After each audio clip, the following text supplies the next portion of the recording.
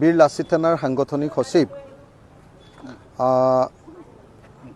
শৃংখল চলিহাক অসম পুলিচে যি ধৰণে আটক কৰিছে তাক মই নিন্দা কৰিছোঁ আৰু অসম পুলিচ আৰু অসমৰ গৃহমন্ত্ৰী তথা অসমৰ মুখ্যমন্ত্ৰীৰ ওচৰত দাবী উত্থাপন কৰিছোঁ যে শৃংখল চলিহাক অনতিবিলম্বে মুক্ত কৰি দিব লাগে। আমাৰ দুলীয়াজনত যিটো ঘটনা ঘটিছে এই ঘটনাটো দুৰ্ভাগ্যজনক। আমি দেখিছোঁ যে বিজেপি চৰকাৰৰ দিনত অসমৰ খিলঞ্জীয়া মানুহবিলাকৰ ওপৰত সদায় অত্যাচাৰ হৈছে। বিজেপি চৰকাৰৰ দিনত অসমৰ খিলঞ্জীয়া মানুহবিলাকে মাৰ খাবলগীয়া হৈছে আৰু বহিৰাগত মানুহবিলাকে বনিয়াবিলাকে যিবিলাকে বেপাৰ কৰিবলৈ ইয়ালৈ আহিছে তেওঁলোকে আমাৰ অসমীয়া মানুহৰ ওপৰত হাত তুলিবলৈ সাহস কৰিছে। আমাৰ খিলঞ্জীয়া থলুৱা মানুহৰ ওপৰত হাত তুলিবলৈ সাহস কৰিছে। গতিকে দুলীয়াজানৰ এই ঘটনা সেইকাৰণে নিন্দনীয়। মই সেইকাৰণে দাবী উত্থাপন কৰিছোঁ যে অনতিবিলম্বে শৃংখল চলিহাক মুক্ত কৰাৰ ব্যৱস্থা কৰিব লাগে। মুখ্যমন্ত্ৰীৰ ওচৰত দাবী জনাইছোঁ। মই শিৱসাগৰৰ বিধায়ক হিচাপে দাবী জনাইছোঁ, ৰাইজৰ দলৰ সভাপতি হিচাপে দাবী জনাইছোঁ আৰু আশা কৰিছোঁ যে অতি সোনকালে চৰকাৰে এই সম্পৰ্কত এটা সিদ্ধান্ত গ্ৰহণ কৰি আমাৰ শৃংখলক উলিয়াই দিয়াৰ মোৰ ভাই শৃংখলক উলিয়াই দিয়াৰ ব্যৱস্থা কৰিব। হ'ব।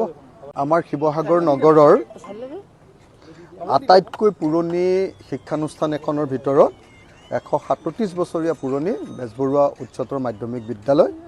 এই বিদ্যালয়ত এটা ছায়েন্সৰ লেবৰেটৰী প্ৰতিষ্ঠা কৰিবৰ কাৰণে আজি আধাৰশিলা স্থাপন কৰা হ'ল আৰু সেই অনুসৰি 4 মাহৰ ভিতৰত আমাৰ ছায়েন্স লেবৰেটৰীটো কমপ্লিট কৰা হ'ব। মই আমাৰ প্ৰিন্সিপাল মেডামৰ লগত একেলগতে আমি উমৈহতীয়াকৈ প্ৰিন্সিপাল মেডাম আৰু মই একেলগতে আমি আধাৰশিলা স্থাপন কৰিলোঁ আৰু আশা কৰিছোঁ আমাৰ কণ্ট্ৰেক্টৰে আমাক সময়মতে লেবৰেটৰীটো সম্পূৰ্ণ কৰি দিব আৰু আমাৰ ছাত্ৰ ছাত্ৰীৰ কাৰণে বৰ উপকাৰ হ'ব। শিৱসাগৰ আপোনালোকে সকলোৱে জানে যে অসমৰ শিক্ষাৰ প্ৰাণকেন্দ্ৰ। আজিৰ দিনটোতো আপোনালোকে দেখিছে যে গুণোৎসৱ পাতিলে 1 নম্বৰত সদায় শিৱসাগৰ থাকে আৰু বিশেষকৈ আপোনাৰ স্কুল হয়নে নহয়? আমাৰ স্কুল আমাৰ এবাৰ 100% ৰিজাল্ট 100% পাছ কৰা এখন চৰকাৰী স্কুল যদি আছে এখন বেজবৰুৱা উচ্চতৰ মাধ্যমিক গতানুগতিকভাৱে 5 বছৰ 100% পাইছে। যোৱা 5 বছৰ ধৰি 100% আমাৰ প্ৰিন্সিপাল বাইদেউৰ নেতৃত্বত আমি দেখিছোঁ যে 5 বছৰ ধৰি একেৰাহে 100% মানে উত্তীৰ্ণ হৈ আহিছে। তো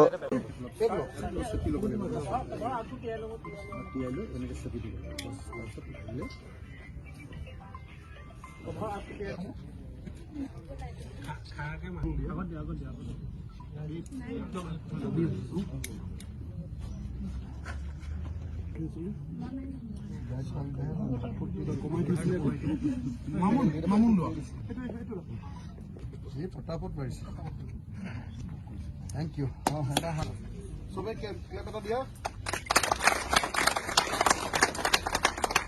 থেংক ইউ হৈ গ'ল দেই। Thank U.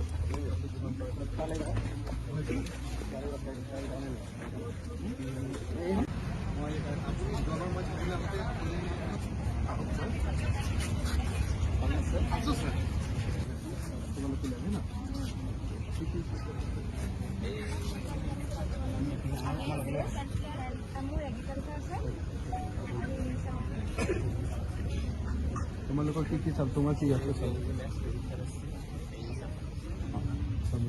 ন চাইন্সৰ তোমাৰ কি সাবজেক্ট আছে?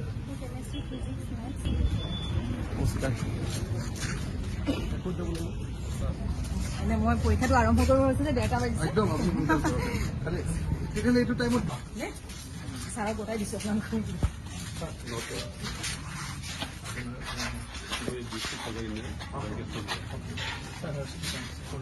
Okay. আপোনাৰ নাম কি আছিল?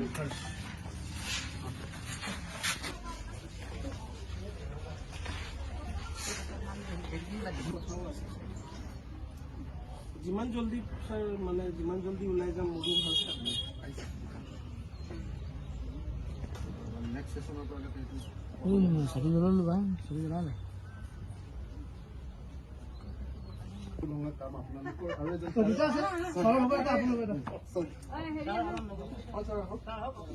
আপোনালোক দুজনে নাৰিকল দুটা ভাঙি দিয়ক। হ'ব হ'ব। আৰু বাইদেউ এইটো চাকি পাৰিবনে? ইমান লাহেকে বুলি কৈছে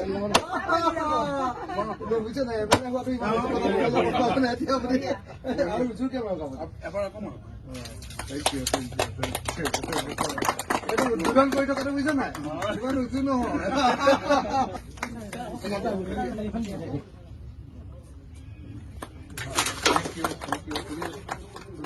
আৰু এজনী ছোৱালী আহা থেংক ইউ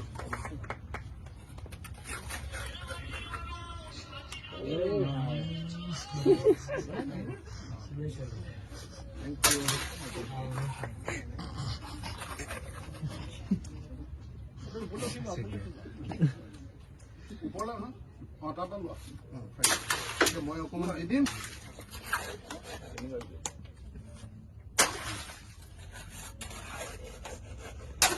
একদম বঢ়িয়া হ'ব কাম ছাৰে কৰক